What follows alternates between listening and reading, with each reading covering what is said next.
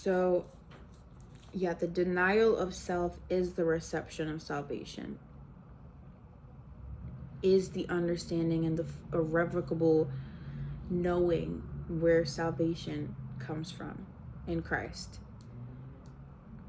To deny and then receive in that denial of self is the allowance of God to work with these grounds of limitation and weakness, to receive his harmonious will to your being so you can vessel his will. And in vesseling that becomes a relational aspect, a give and take, a continual reception and a continual denial. And in that weakness that we have, in that human limitation and that human error that we have, that gives God, we're giving God the grounds, empty grounds, for him to bear his abundance, his nature, his character, his life, his eternality, all of it, through our denying of self in receiving salvation. And I think that's so cool. That is a free gift to relation intimately, vulnerably with divinity himself.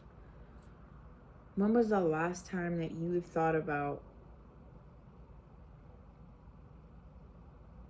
having a relationship with eternality itself, God? More specifically, true salvation.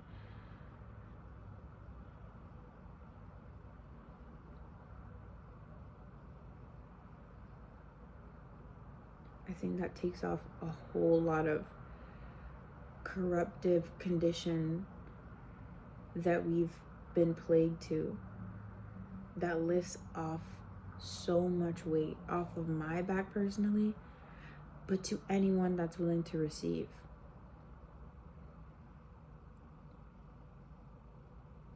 To offer and deny weakness and human error and shelf life and biological ineptitudes, and through those weaknesses we give God the grounds relationally to use us through this emptiness. So we allow ourselves to be these empty beings and then become these vessels for divinity. And not only just vessels, but relation. That's where the relationship aspect comes in. It's not this using you in a way that's deprecating, but in a way that is loving, an exchange of love, the ultimate intercessing through Christ. That's the only way. The only way. And I think that's really cool. That we even get to experience that. Because the grandiosity of that really can't really contextualize infinity in a completeness. You cannot contextualize it. Not in this state. Not biologically. But to know that if I submit my weaknesses and my human error to Jesus, to God, to divinity, I give him this empty grounds of land, just empty plots of land to build with him in.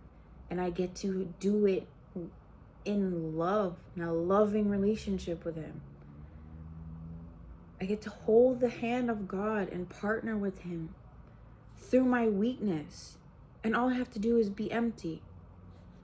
I just have to be as empty as I possibly can, deny myself, and not fill myself with my own indulgences and my own ideologies, my own understandings. No, I get to wipe that out, and I can submit him these empty plots of land. The emptier the better, the more broken the better, and submit it to him as a gift, as a plot, an empty plot void of anything for us to create together, for us to partner together and let him flourish and breathe life onto this empty plot that we get to have and share together. And all I have to do is be empty and come weak. And my weakness gets to be transformed and built on and created something completely new on this empty playing field.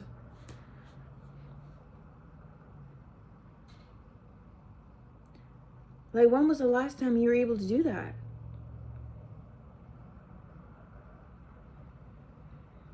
If you know Christ, that's an easy answer.